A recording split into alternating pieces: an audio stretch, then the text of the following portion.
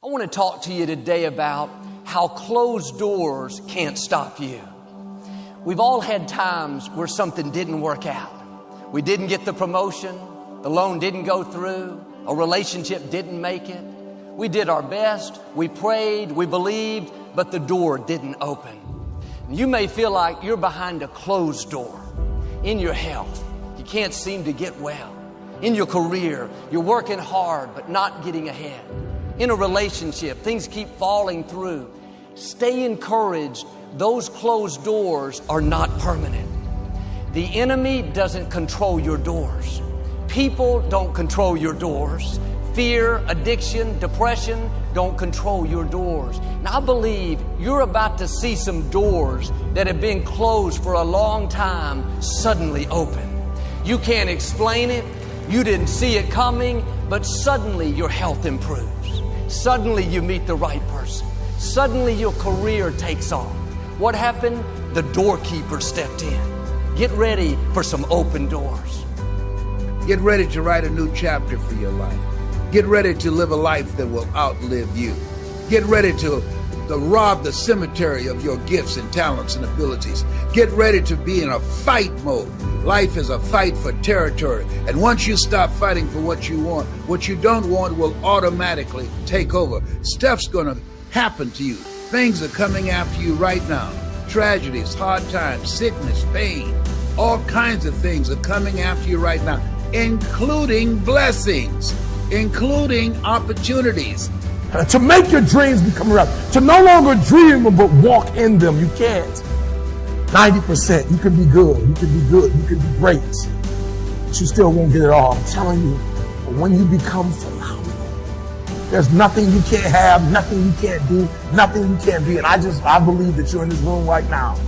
I believe that we're in the same space right now. I believe we're all in this place together. Listen to me. I believe that we're all in this place together because all of us hate average. None of us want to be good. And for those of us who've reached greatness, we have a desire to push past greatness and see what phenomenal looks like. So I need everybody in the room, when you think about your goal and you think about your dream, I need you to understand, as I said to my wife in that hospital room, I can, I will, I must. And you want to take advantage of the opportunity and the lifetime of the opportunity. Make a move for you. Make a move for your dream. Make a move for a better future. Don't sit there watching and wasting time looking at Netflix and all that other foolishness out there. A friend of mine said, oh, man, I got 500 channels on my TV. Who's got time to watch 500 channels?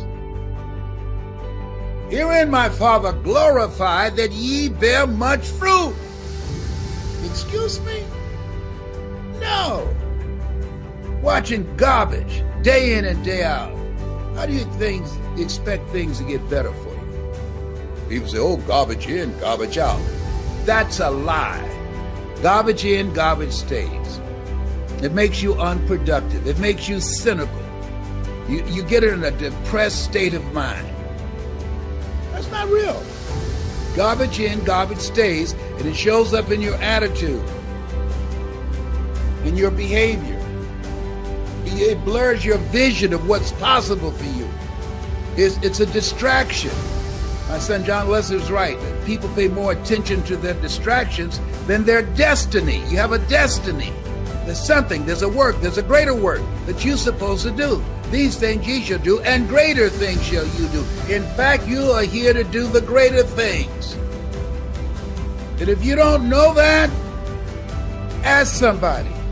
Watch people who are doing the greater work and get around them and learn from them. That's what time we're here. That's the purpose. Not here just to have a good time. Yeah, you can have a good time. I have a ball. I enjoy every day. When they come to see my ashes, they'll see me smiling from the ashes.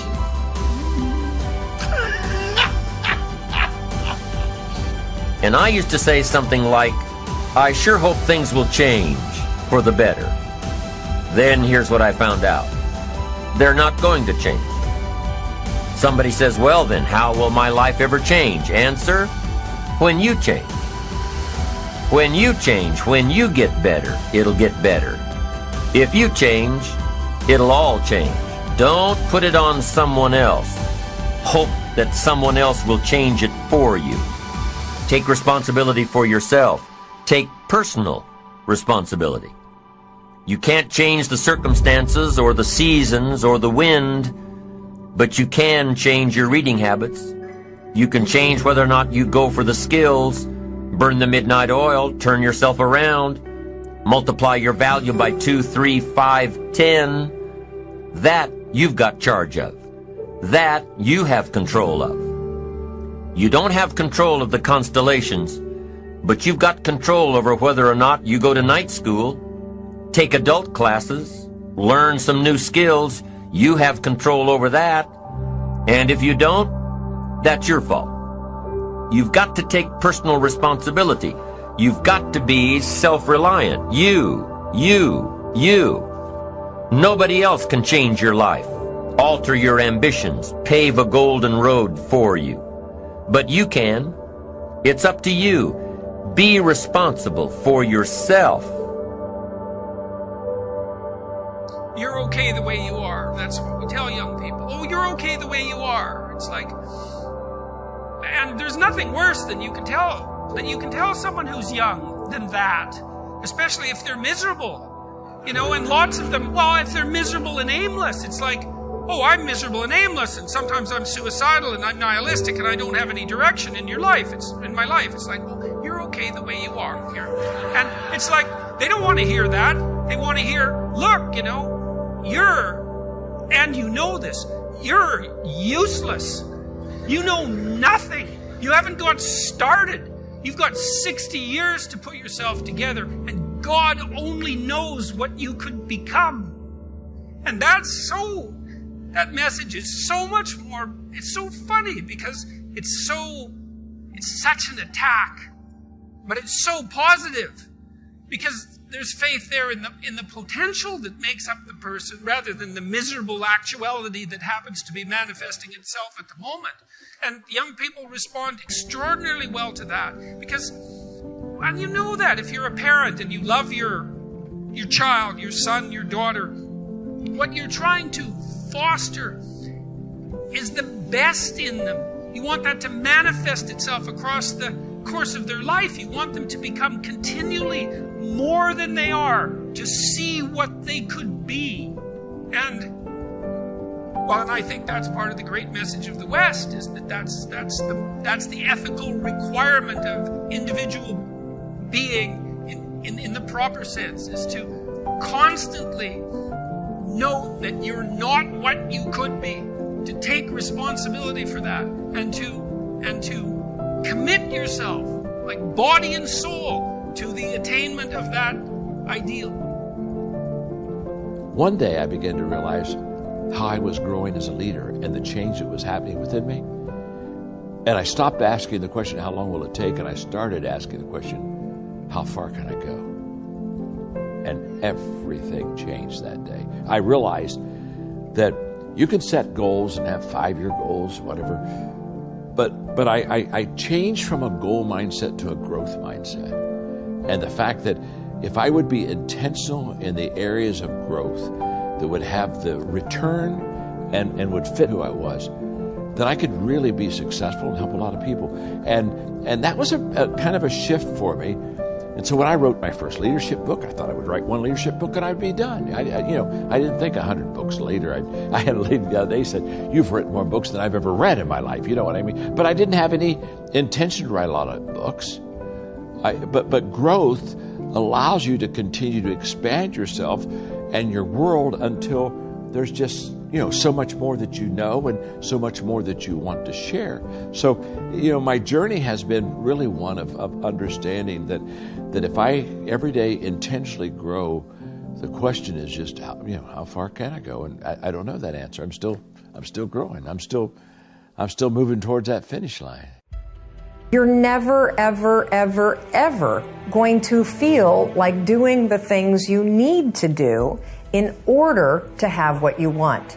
You're always going to need to push yourself. You're always going to need to parent yourself. It's the only way to prepare yourself. It's just studying. And the more you're prepared, the easier your time is. The more you care, the more you prepare. From studying, from reading, from putting yourself in uncomfortable positions, traveling abroad, that kind of stuff, I think, builds a much more impressive character. We haven't done the things that we know are important for us and for our goals. And so that stops now. See, success it's not something that's gifted to you. Success is something that you have to go get. Remember this. Your business is always a reflection of you. What do you do? Where do you go from here? You see, instead of doing that and putting all your eggs in one basket, the best thing you can do is start investing in yourself first. Invest in a skill set that you can deliver to the marketplace in exchange of money. This dramatically lowers your risk. You get enough reasons, you can get a big enough why, you can figure out how to do about anything. But you got to have purpose, because purpose provides drive.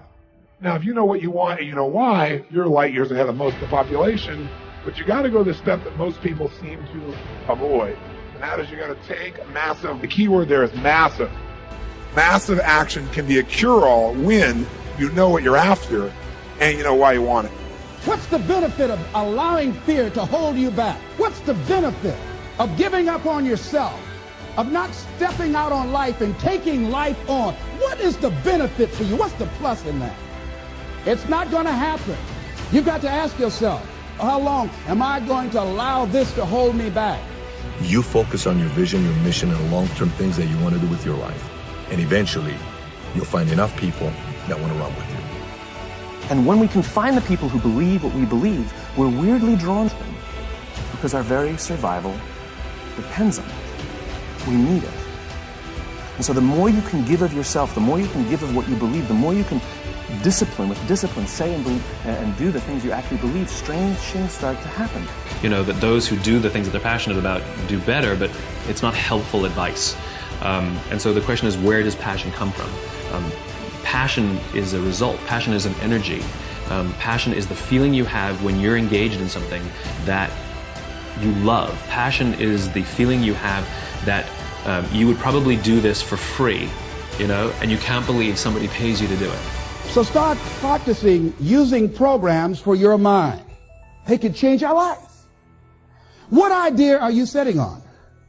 Write your ideas down. And then, once you get that idea, take the leap.